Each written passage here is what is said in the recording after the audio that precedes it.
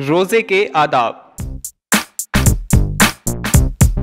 निगाह का रोजा।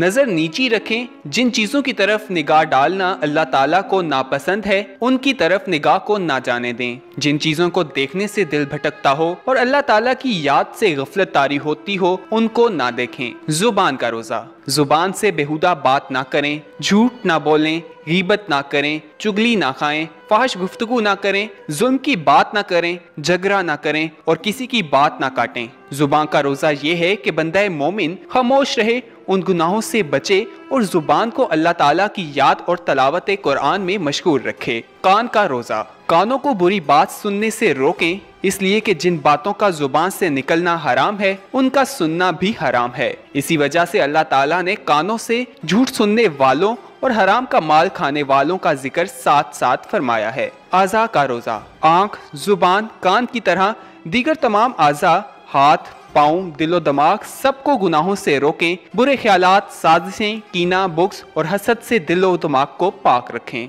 रिज़्क़े हलाल। इफ्तार के वक़्त हलाल खाएं और वो भी कम खाएं। शैतान और नफ्सियानी ख्वाहिशात पर काबू पाने के लिए ज़रूरी है कि इफ्तार और सहरी में खाने पीने में इत्तेदाल से काम लिया जाए। बेहतर ये है कि रात को भी अपना पेट इतना खाली रखें कि तहज्जुद और दीगर वज़ाइफ में आसानी हो, शैतान दिल के पास ना आने पाए। पेट भरकर खाना खाना इंसान को गाफिल कर देता है। खौफ और उम्मीद। रोज़ा इफ्तार करने के बाद खौफ और उम्मीद की कैफियत तारी हो। उम्मीद रखें कि अल्लाह ताला आपका रोज़ा कबूल फरमाएगा और मुकर्रबीन में शामिल करेगा। साथ ही ये भी डर हो कि शायद रोज़ा कबूल ना किया जाए और कहीं अल्लाह ताला के गज़ब के मुस्तहिक ना बन जाएं।